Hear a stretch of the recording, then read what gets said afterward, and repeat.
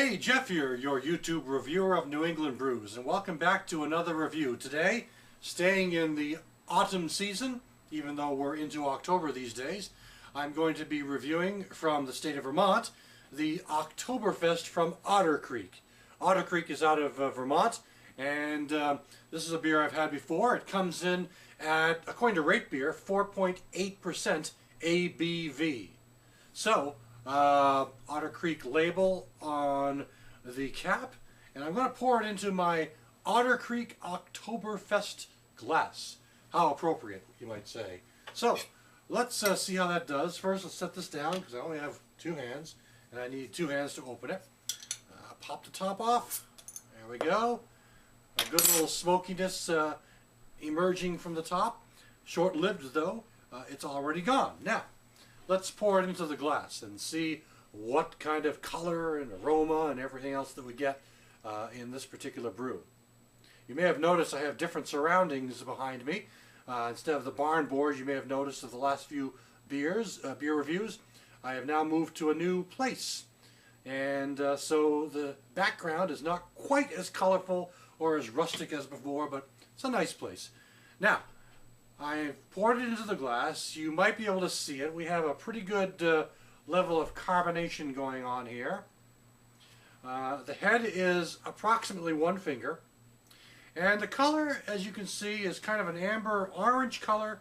But in this particular glass, it tends to be on the hazy, sort of cloudy side a little bit. So let's give it an aroma whiff and see what we get. Okay, there's nothing overly distinctive. I mean, it's fairly routine for the style. I mean, it's not a bad aroma.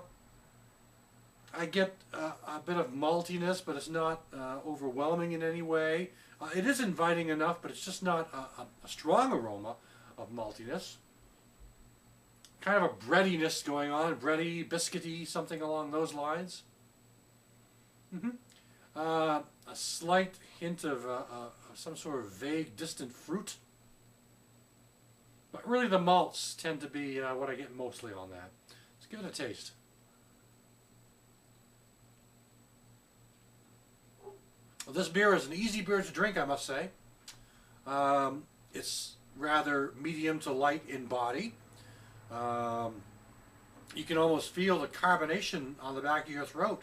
It's a well-carbonated beer, but it almost feels like a seltzer to some degree going down. I'm not talking about the taste. I'm just talking about the mouthfeel.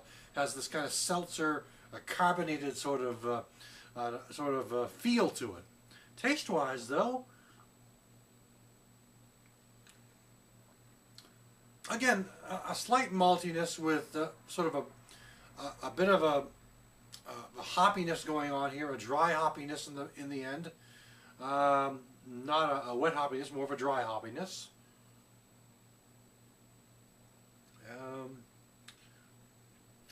Kind of a creamy feel to it as well, to some degree.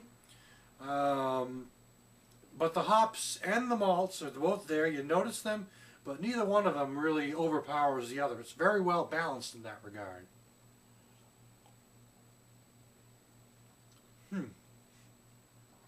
And there's kind of a tart, sour thing going on as well. I think that's just the hoppiness kind of catching up to me.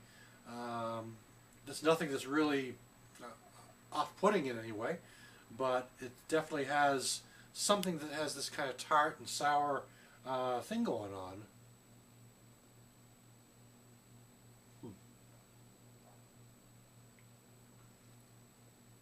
A drinkable beer. As a matter of fact, I've only been doing this for about 2 minutes or so, and I'm already halfway through the glass. So it's a beer that's not difficult to drink, easy to put down. Nothing really overly distinctive, but just nothing really that's overwhelming about it. It's actually not a bad beer. It's a likable beer for the fall season, refreshing to some degree. I think it might be better for a warmer fall day as opposed to a cooler fall day or a raw, rainy kind of fall day, because it's got that sort of light body to it, the kind of body you like when you've been sweating and working hard in a warmer atmosphere, you know, and want something to really refresh you. But this really does hit the spot in that regard. So, not a bad beer at all from Otter Creek out of Vermont. Otter Creek Oktoberfest beer from the 2010 series. Thanks for stopping by. I'll catch you again next time.